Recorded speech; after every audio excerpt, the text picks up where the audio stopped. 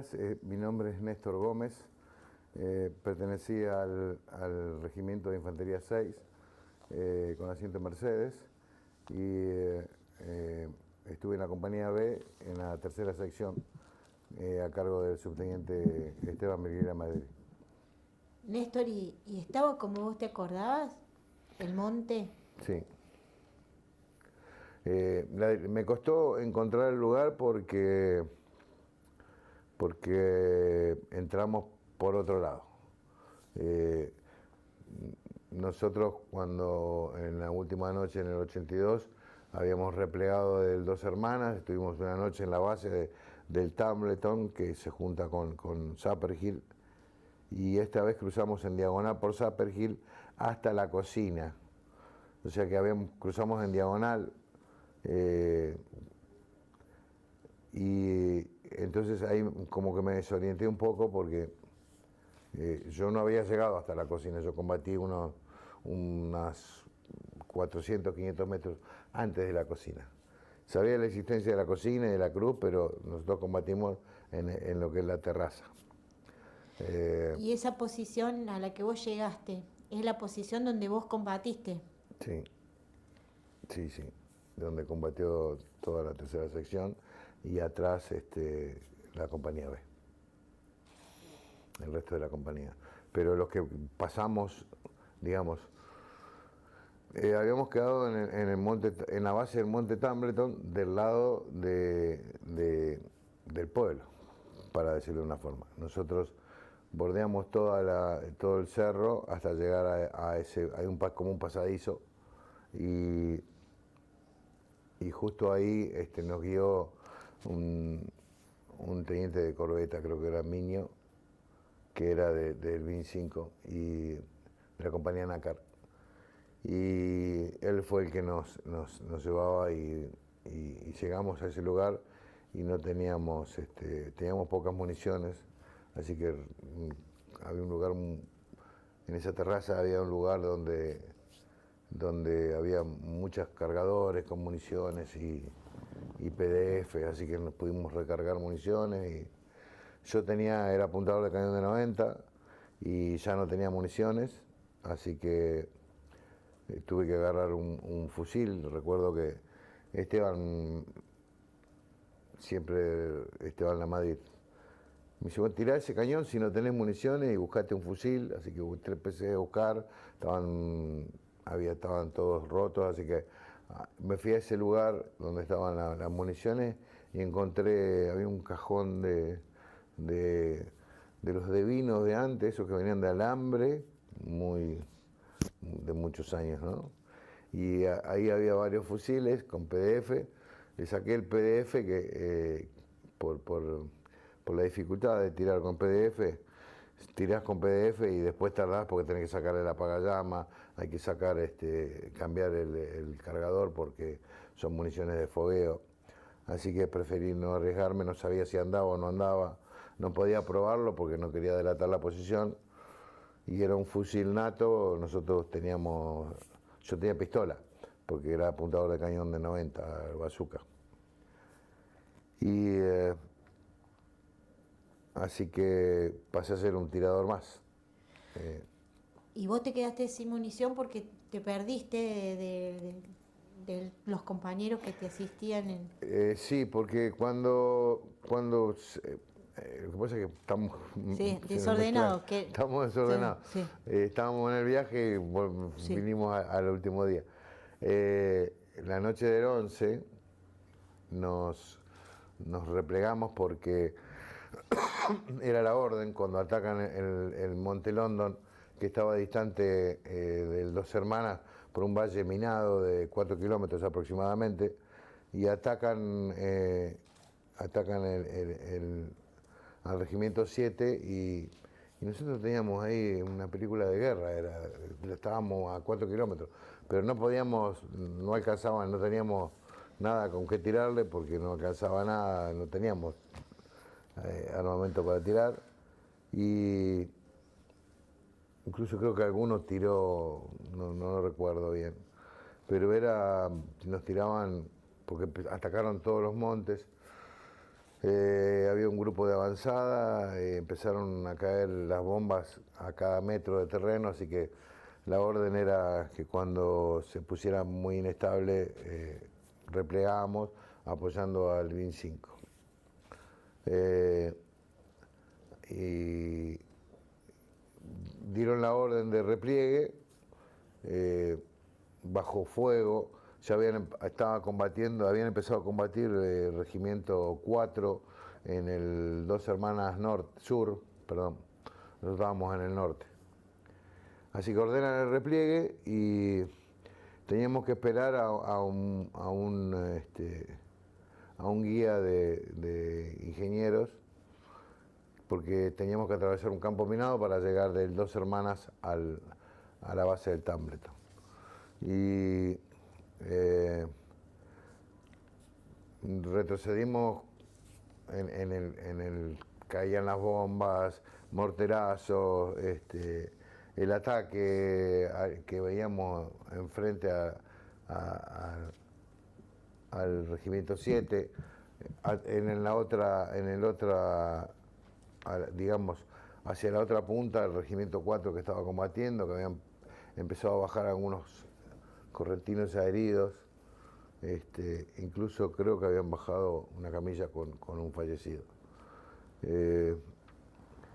Y nos replegamos desordenadamente con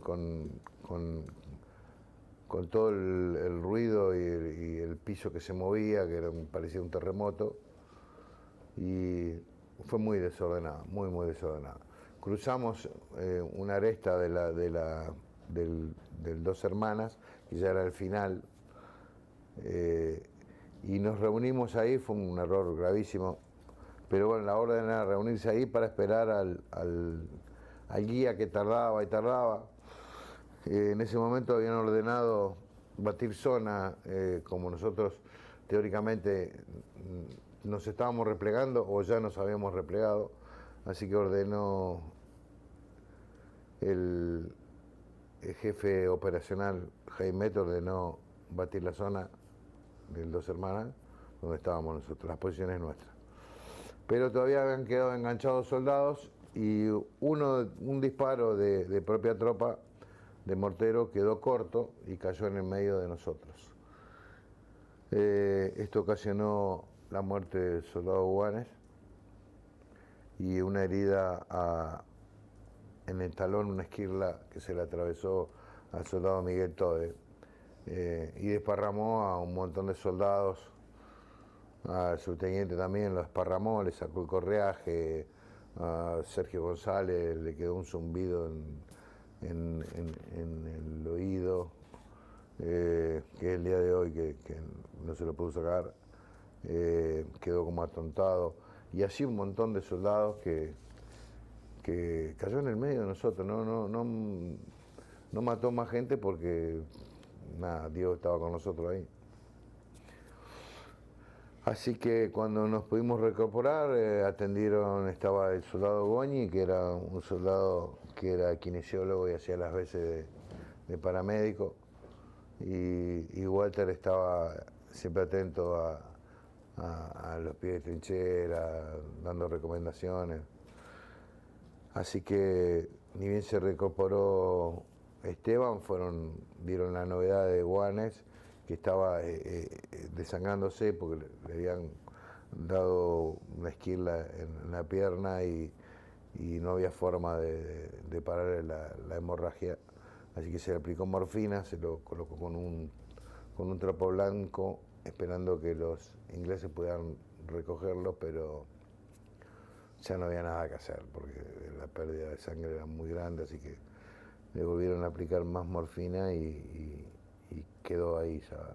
¿Y a todo esto seguían las bombas? A todo esto seguía, claro, sí, no era él, eso no paraba Y ahí nos fuimos encolumnando, creo que fuimos uno de los últimos, la tercera sección o la de Franco, no estoy muy seguro. Y ahí es donde surge, que tengo que decirlo, ¿no? Surge la historieta del soldado Poltonieri, que se quedó combatiendo y que estuvo 15 horas y que combatió con 600 ingleses. Nada de eso es posible ni real. El que se quedó ahí fue Cabo Barroso y con el soldado Romero y parte de su equipo y con el mortero. Y tenían un mortero 81 y pudieron tirar creo que 12 proyectiles de mortero apoyando al regimiento 4 y parando el avance de los ingleses, que no hicieron más que llegar hasta la base, hasta ahí, hasta el Dos Hermanas, y no nos siguieron. No hubo combate cuerpo a cuerpo ahí. No hubo combate de disparo ni el combate cercano. ¿Y Poltronieri dónde estaba? Poltronieri estaba con nosotros y después yo lo perdí, no lo tenía en cuenta. Yo a Poltronieri no era ni amigo ni nada por el estilo. No era de tu sección tampoco. Era de mi sección y de mi grupo. Él era ametralladora y yo era cañón. Éramos de la tercera sección del grupo apoyo y eran 2 ametralladoras que cada ametralladora tiene tres elementos, o sea, apuntador, ayudante de apuntador y abastecedor. Una persona sana no puede manejar la ametralladora más que 10 minutos. La ametralladora, la MAC, tiene una cadencia de 1000 tiros por minuto. Y nosotros teníamos cada valijín tenía 2 valijines y cada valijín tenía tres bandas de 50 tiros que se unían, de modo que hacían 600 disparos. Digo, no entiendo cómo él solo, ¿quién puede apoyar, no? Eso de que una sola persona pudo haber combatido contra 600 ingleses, tropa elite de la OTAN, y quién le abastecía, quién le cargaba las municiones. Con 600 disparos tiene un buen tirador lo puede hacer durar media hora. Él dice que estuvo no sé cuántas horas, pero bueno. Más allá de eso, cuando llegamos a la base del Tableton, también dijo que enterró la ametralladora en Dos Hermanas. Y cuando llegamos a la base del Tableton, el mayor Jaimet, que era el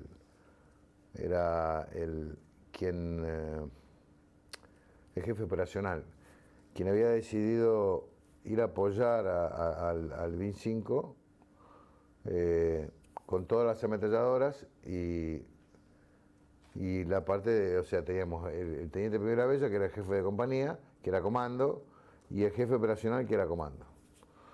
Así que se iba a hacer un ataque con todas las ametralladoras y estuvimos desde el 12 a la noche, o sea, del 11 atacan en London, tuvimos toda esa noche, todo el día o sea, sería el 12 de 11 a 12, todo el día del 13, sin comida, con agua, nieve, sin nada, porque cuando nos replegamos con lo puesto nada más.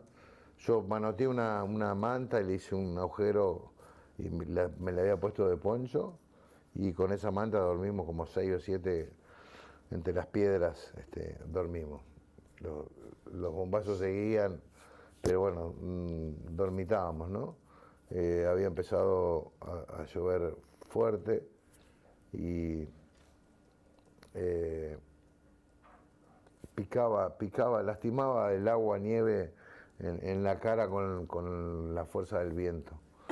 Así que estuvimos ahí hasta las 22, 23 horas. Es muy difícil determinar los horarios, ¿no? Me preguntan a veces los chicos cuando voy a dar la charla, ¿y no tenían reloj? Sí, reloj teníamos, pero no se nos ocurría entre bombazo y bombazo mirar qué hora era. Pero aproximadamente era 11, 11 y media. Del 13. Del día 13, sí. Cuando llaman a los jefes de sección. Me olvidé decir que cuando se había decidido hacer el ataque con ametralladoras, retiraron todas las ametralladoras para limpieza. Y estaba la de Poltronieri, yo lo vi cuando la entregó. O sea que estaba la de Juan, estaba la de él y estaba la del resto de las secciones. Así que llaman a los jefes de sección y ordenan al subteniente de Madrid que se encargue él de ir a desaferrar a esa parte del BIN 5 que estaba ahí aferrada. No sabíamos exactamente, no conocíamos el lugar y bueno, recuerdo que incluso lo comentó varias veces Esteban, estaba muy enojado él porque como que nos daban, como era subteniente, más moderno, lo habían ascendido a subteniente, era cadete de 4º año, o sea, es como que todos los trabajos pesados se lo daban por ser el menos antiguo y nosotros le alegábamos de rebote. Y bueno, ese ataque que nos mandaron a hacer, nos reunió, nos arengó y nos dijo que tiráramos todo, que nada que hiciera ruido, seguirme y nada, él cuenta varias veces, tiene un hablar muy poético Esteban y relata las caras nuestras todas tiznadas, flacas, y cuando dije seguirme se dio vuelta y él pensó que nadie lo iba a seguir y lo seguimos todos, excepto los dos que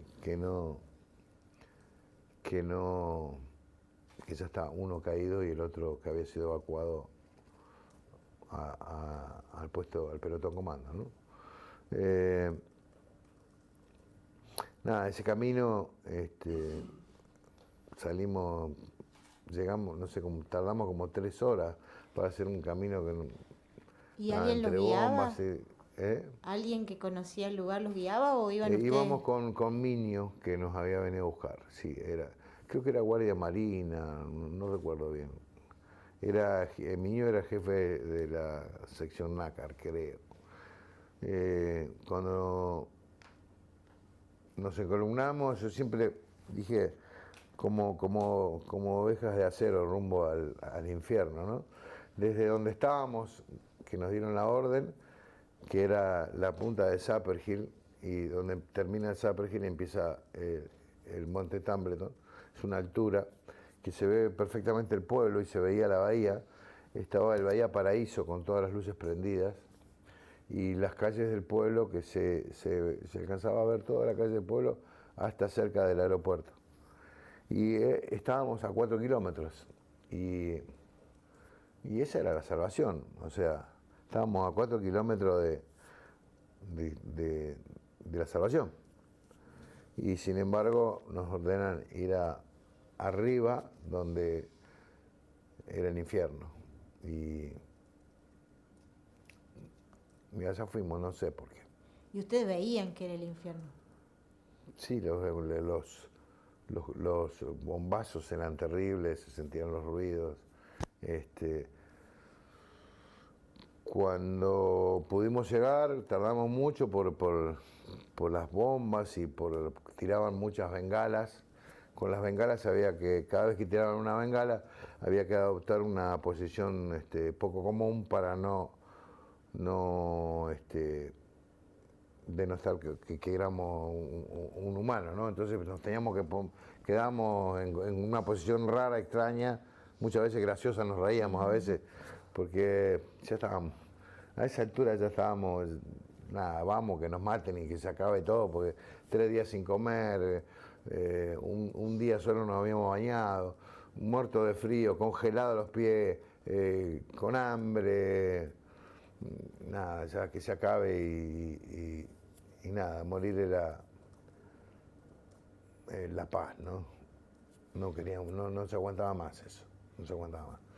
De hecho ahora, cuando íbamos subiendo los montes, ahora este mes pasado, nos mirábamos con Julio y decía, ¿cómo aguantamos esto? Ahí tengo unos videos y el clima es terrible el viento, la lluvia, el frío, el viento, te comen la vida, todo el tiempo mojado, las napas de agua que suben, tomando agua de los charcos, con diarrea, con poca comida, nada. Y muchos dicen, los chicos de la guerra. Nada, éramos jóvenes, yo cumplí los 20 en Malvinas, fui con 19, el promedio era 19, había soldados ingleses de 16, de 17. Si van al cementerio inglés están.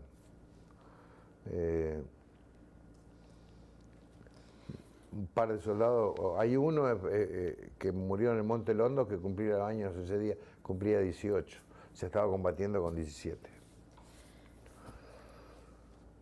Y si hubiéramos sido más grandes no hubiéramos soportado, no lo hubiéramos soportado. Y así todo, no le fue fácil. No le fue fácil. Lo que pudimos ver es que en los montes donde están los In Memoriam que ellos ponen, hacen una amapola tejida. Y había muchísimas cruces con amapolas en otros viajes, en fotos que yo vi. Y ahora había muy poquitas, muy poquitas. Fuimos a San Carlos y bueno, pude ver el galpón donde me operaron a mí. Ricky Scioli me operó a mí, que fue el famoso médico que salvó más de 600 vidas, que fue condecorado por las dos naciones, el único condecorado por las dos naciones. Poltonieri no lo condecoraron los ingleses, anda con una cruz púrpura de la Segunda Guerra Mundial. Y dice que se la entregaron los ingleses. Pero bueno.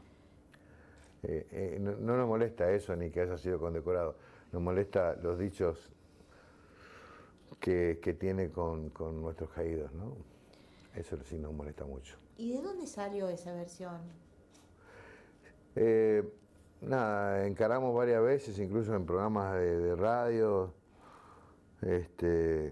donde estuvo el mayor Jaimet, le hemos solicitado careo, y él dice que él no lo convocó. Sin embargo, nosotros tenemos documentación fehaciente que el que lo presentó fue él. Él se lava las manos diciendo, a mí me lo dijeron sus jefes directos, y la firma es de él y del teniente primero Abella. O sea, los responsables son ellos. De una acción donde había montones de soldados o sea, habiendo montones de acciones heroicas, ¿por qué inventar una? No se entiende. ¿Querés, Néstor, que volvamos al momento en que les habla el subteniente? ¿Qué te acordás que les dice? ¿Qué nos dijo?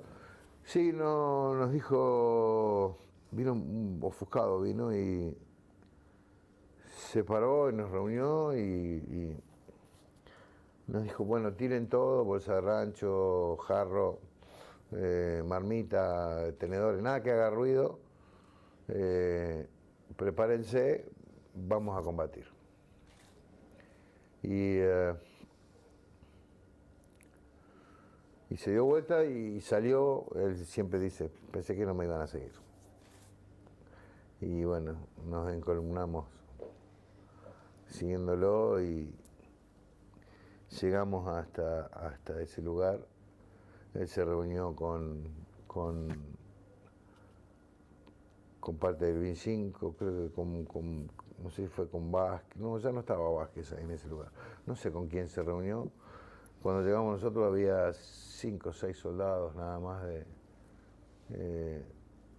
un tal Vélez, Miño, un guardia marina, no recuerdo ahora el nombre, pero no eran más de 5 o 6 de la compañía Nácar. Y en ese momento hay una pausa de fuego, así que avanzó Esteban. Hay una parte que Esteban dice que él tiró con el lanzagranada nada más, pero nos habíamos adelantado todos los que teníamos granadas y tiramos desde una altura y los ingleses estaban todos abajo.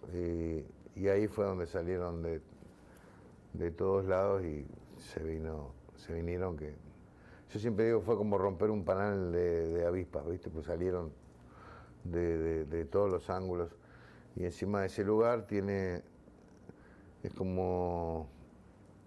una subida como si fuera un hormiguero grande, gigante, y estaban detrás y salieron de los dos lados y nos atacaban en diagonal. Y ustedes estaban arriba y los atacaron por sorpresa. Nosotros habíamos avanzado y tuvimos que retroceder, porque en un momento parecía como que los estábamos haciendo retroceder, cuando estaba toda la sección en pleno, ¿no? Después ellos retroceden un poco y piden refuerzo, y bueno, nosotros combatimos con la Guardia Escocesa. Y piden refuerzos y nos atacan. Nunca los ataques de los ingleses fueron menor a 10-1.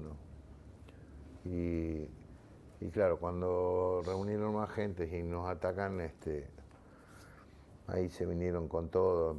Tenían el apoyo de los barcos, de los morteros, de los misiles Milán, que eran una bola de fuego que venía, que te volvía loco. Tiraron esa noche no sé qué cantidad se sabía, al otro día, después se supo, ¿no? La cantidad de esos. Eran lo que yo tenía como un bazooka, pero ellos era descartable, tiraban uno y lo tiraban, era de cartón. O sea que no pesaba nada. Los escoceses habían llegado hacía 4 días, ya estaban fresquitos. Nosotros estábamos de más de 60 días, de mucho frío, de estar todo el tiempo mojado, de las guardias, de no dormir, porque hacíamos guardia cada 2 horas. Las noches en Malvinas son interminables. En invierno oscurece a las 5 de la tarde, 4:30, 5 ya está empezando a oscurecer, y amanece al otro día a las 8:30 de la mañana. O sea, son terribles las noches. Las guardias eran cada 2 horas, o sea que vos salías, volvías muerto de frío, mojado por esa neblina que te moja, como lluvia, y te metías en la carpa y no alcanzabas ni a secarte ni a calentarte, que ya te tocaba de nuevo la guardia, y es imposible descansar así. A veces pasaban los días y te agarraba el cansancio y te quedabas dormido, pero no descansabas. Yo bajé 39 kilos en Malvinas. Te llevo de nuevo a ese lugar elevado desde donde ustedes podían ver a los británicos. Eso es en el momento en que se había hecho como esa pausa en el... Eso fue un segundo cuando llegamos. Ajá. Cuando llegamos empezamos a avanzar y el subteniente se avanzó más. Los otros habían tomado posición atrás y fuimos, yo no recuerdo cuántos, pero no fuimos mucho. Había 3 carpas en ese lugar y recuerdo que el subteniente dijo que no tocáramos nada porque podía haber, que seguramente había algunas trampas explosivas. Y se lo tengo muy grabado. Esto no lo recuerda mucho. Eran carpas de los ingleses. No, esas carpas eran de ingenieros de la compañía Nácar, del 25. Y bueno, fue tirar las granadas, el subteniente se adelantó un poco más, tiró y ahí se volvieron, él tiró con un PDF. Y ahí se vinieron y no pararon más. ¿Y ahí qué hicieron ustedes cuando se vienen? Y ahí salimos corriendo para atrás, buscamos una posición. Yo había encontrado un lugar que estaba buenísimo, tenía una cuevita y justo era como una media luna. Ese cerro era como una pared perfectamente cortada a cuchillo. Era increíble. El único lugar donde se podía pasar para el otro lado, o sea, para el lado del pueblo, donde estaba el resto de la compañía, era por ese pasillito que nosotros habíamos pasado. O sea que para volver y replegarse había que ir donde estaban los ingleses, ir a la izquierda y después para atrás. Que no sé cómo hicieron para cuando ya casi amaneciendo, cuando empiezan a caer, se empiezan a apagar las bocas de fuego de propia tropa, se empiezan a acabar las municiones, empiezan a caer los heridos y los caídos, los muertos. Nos quedamos sin la ametralladora de Juan Oriberger. Ahí me acordaba de la carta, una carta esa que traje, que la estaba escribiendo y Juan me dijo, mandar saludo a tu vieja porque Juan venía a casa, yo iba a la casa de él. Nos habíamos hecho amigos, lo conocí en Mercedes, ¿no? Pero como él vivía en el talar de Pacheco y Sonia y Mayo, estábamos relativamente cerca. Así que nos habíamos hecho, aparte por el apellido, él era H, yo G, siempre estábamos, si no estábamos en el mismo grupo, estábamos en el grupo siguiente. Así que nos habíamos hecho más o menos con pinche. En Malvinas estuvo un poco alejado por la posición que le habían dado, pero igual había una amistad y justo ahí estaba escribiendo a mamá y él me dijo, mandale saludo a tu vieja, y ahí lo vi ayer cuando estaba revisando las cosas, no me acordaba de eso. Y Juan Domingo Oriberger estaba en la altura con la ametralladora. Estaba en la altura con la ametralladora, con Sergio González y Andrea Cola. Y cerca de él estaba el subteniente La Madrid, que le refería a los blancos, con Di Giulio. O no sé si le refería directamente a los blancos, le decía, tirá para allá, o sea, no es que le refería, decía, mirá, allá tenés uno, tirale a ese, no, más o menos, o sea, muy a los gritos, ¿no? Allá, acá, una cosa así. No sé, yo estaba abajo, a unos 4 o 5 metros, hubo una pausa de fuego en el medio de la noche y yo tenía una lata, que me había quedado una lata de Corned Beef, creo que era. Y la tenía sola ahí, me había quedado yo solo. Y en la pausa de fuego subí, me recuerdo que subí, abrimos la lata y la comimos entre 5. Una lata era nada. Pero fue lo último que comió. Y que comimos todo, ¿no? Hacía 3 días que no comíamos.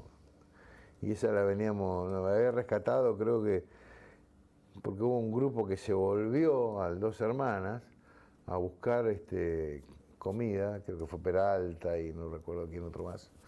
Y trajeron, y creo que me la había dado Peralta, yo me la había metido entre la campera y la cantidad de ropa que teníamos.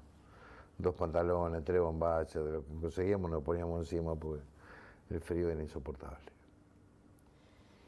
¿Y vos escuchabas la ametralladora? La ametralladora estaba arriba mío a 2 metros, hasta que se sintió un típico golpe de la munición en el cuerpo. Ese es un ruido muy particular.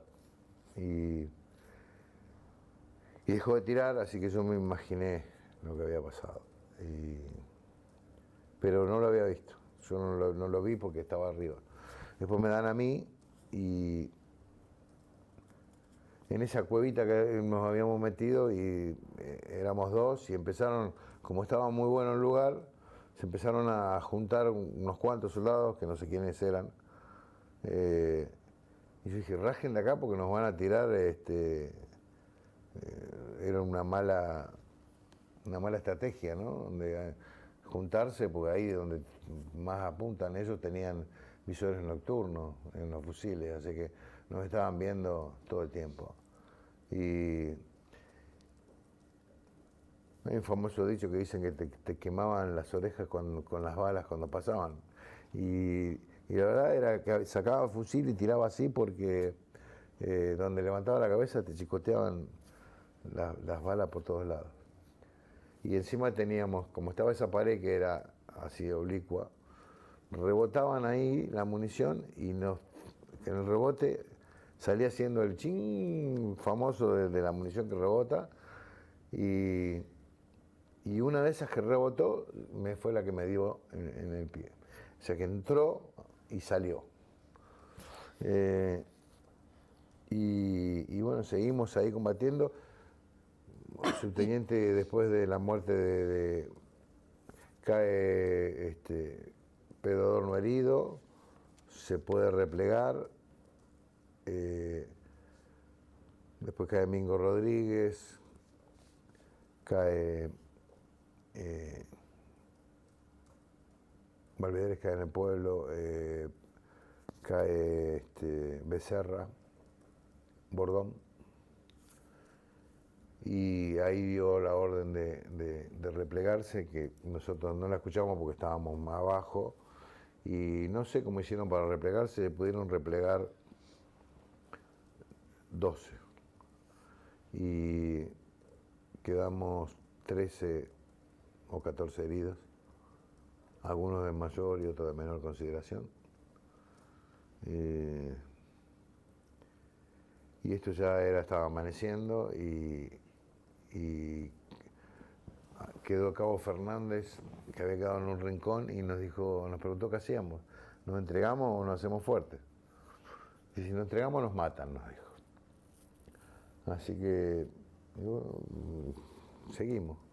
Tirábamos muy espaciado porque estábamos heridos y con pocas municiones. Hasta que en un momento teníamos 3 ingleses cada uno apuntándonos a la cabeza, nosotros tirados boca abajo, y bueno, nos ordenaron levantarnos con las manos arriba, tirar el armamento, y nos dijeron en un castellano muy, muy inglés, ¿no? Manos arriba, y a partir de ahora son prisioneros de guerra. El jefe de regimiento, el jefe de compañía, ¿a dónde estaban? El jefe de compañía andaba por ahí, el jefe de regimiento en el pueblo, en un búnker de la Segunda Guerra Mundial, tenía su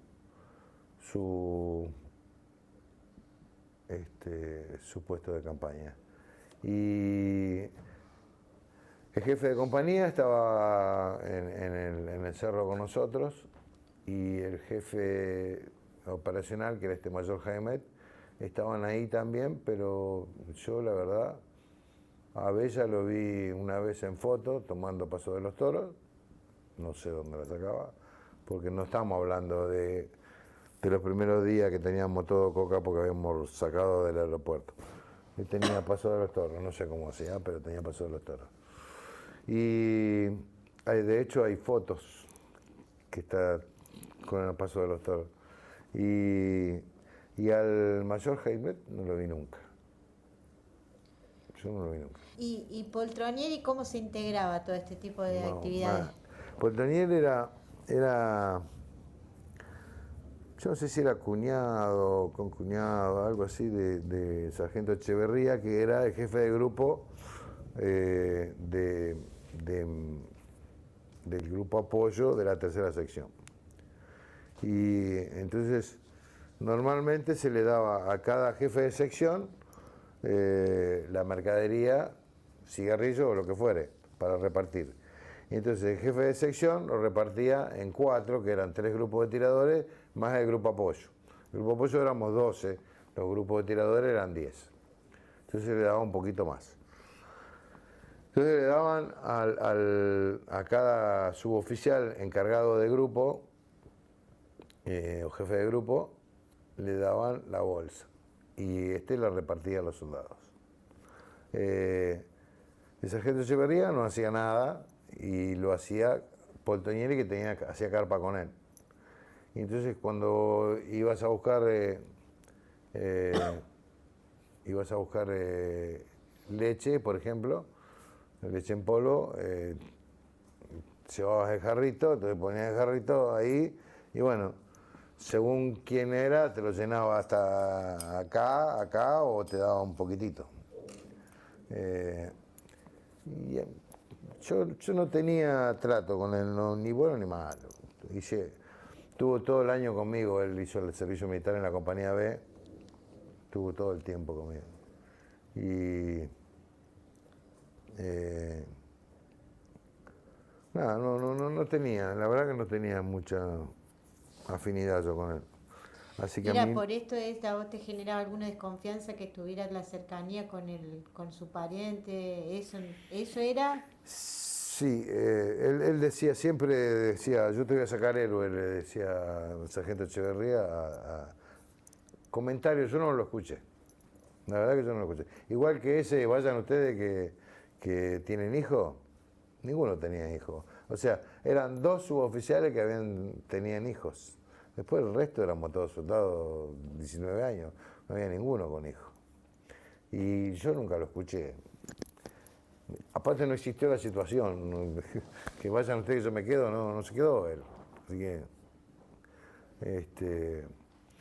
pero bueno, la culpa, yo creo que fue la plana mayor del RI-6, jefe de compañía, y Jaimet. Él dice que no, pero la firma está de ellos dos, tenemos una copia, y él le echó la culpa al resto de abajo.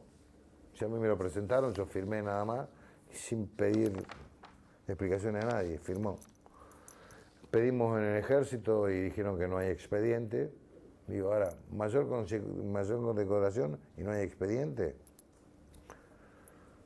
Bueno, estamos en juicio con Leuco por apoyar toda esta sin averiguar.